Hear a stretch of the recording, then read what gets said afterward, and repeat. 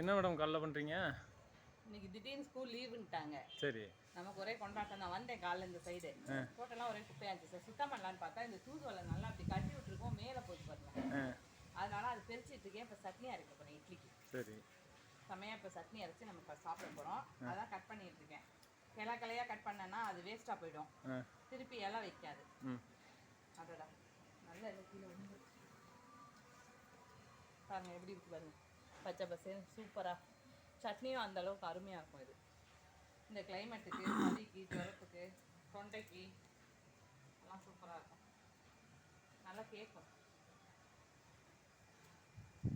பரவாயில்ல, நம்ம தோட்டத்துலேயும் ஒரு மூலிகையாக வந்துருச்சு நிறையாண்ணே. ஒரு பக்கம் சிறியானங்க இருக்குது, ஒரு பக்கம் கத்தாழை இருக்குது, ஒரு பக்கம் கற்பூரவள்ளி இருக்குது, துளசி இருக்குது, வெத்தலை வந்துருச்சு வேற. வெத்தலை காட்டலையே நீங்கள் இன்னும் எப்படி வந்திருக்குன்னு. அப்படியே திருப்பி காட்டுங்க அங்கிட்ட எப்படி இருக்குன்னு பாருங்க. கொஞ்சம் சுத்தம் பண்ணி எடுப்போம். எப்படி மாமா இப்படி நெட்டாக கட்டி விட்டீங்க? சூப்பராக இருக்கு. இதை கட் பண்ணி இப்படியே கொழுந்தோட இதை கட் பண்ணி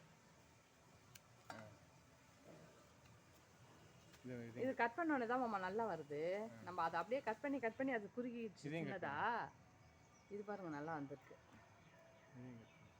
நான் என்னைக்குடா லீவு கிடைக்கும் இதை பெருக்கலான்னு நினச்சிட்டே இருந்தேன். கரெக்டாக லீவு கிடச்சிருச்சு. நமக்கு ஒரு நாள் லீவு கிடச்சா போதாதா?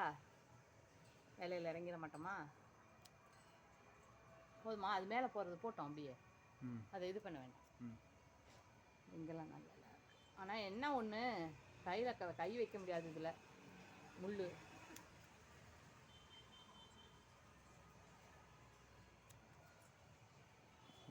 எலும்பொட்டி தொலையும் நல்லா இது வந்துருச்சு மாமா, துளுத்து வந்திருக்கு நிறையா.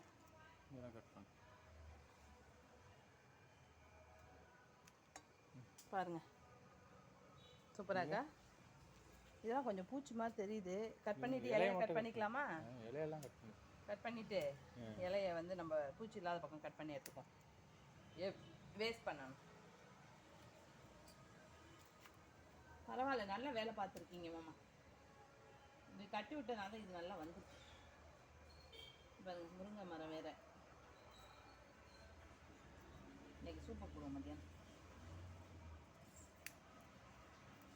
சரி மாமா, இது பெருசாச்சு. இதை நம்ம கட் பண்ணி எடுத்துக்குவோம் எப்பயும் போல். இங்கே இருக்கு, அதான் கட் பண்ணியிருக்கீங்க போல் இருக்குது கொஞ்சம். அது அங்கே இருந்தது. இது அப்படியே கட் பண்ணிக்கிறேன். மிளகாய் இப்போ வேணாம், அது இன்னும் முத்தணும். இதை நான் அப்படியே கட் பண்ணிக்கிறேன். அங்கே போய் கட் பண்ணிப்போம் என்ன. இங்கே பாருங்க எப்படி வந்துருக்கு. கையம்மா கையில் மாட்டுதுவோம்மா. ஒரு நாள் சட்னிக்கு நமக்கு இது போதும், தேவையான அளவு இருக்கும். அதே கட் பண்ணு. இது என்ன டபுளாக வந்துருக்கு? டபுள் இல்லை, சிங்கிள் தான்.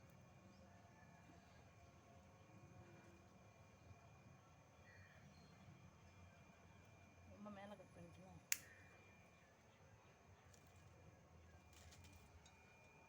கையை பதம் பார்த்துரும் போல். இந்த புடவையெல்லாம் மாட்டுது.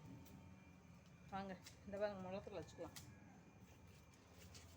அப்போ தான் நம்ம போய் உட்காந்து க்ளீன் பண்ணி நல்லா நீட்டாக. சரி எடுத்துக்க.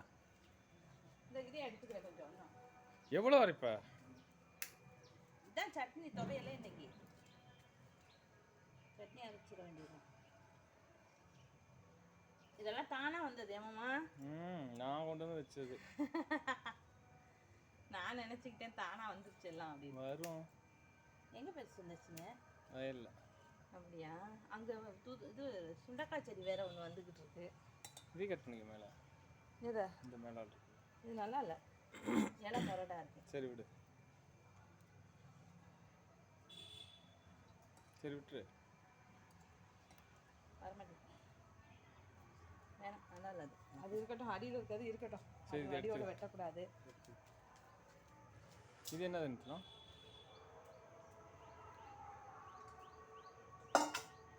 பாருங்க. வெத்தலை இங்கே காட்டுங்க. நான் வச்சது இந்த தொட்டியில். இதில் வச்சு வெயிலாக இருக்கேன்னு தூக்கி இங்கே வச்சு விட்டேன். இது என்ன ஆச்சுன்னு கேட்டிங்கன்னா, அப்படியே படந்து கீழே போய் கீழெல்லாம் வேணுனி, இந்த பாருங்க இங்கெல்லாம் வேறுவுனி, அங்கெல்லாம் வேறுவுனி, அங்கே போய் பாருங்க எப்படி ஏறி இருக்குன்னு மட்டும்.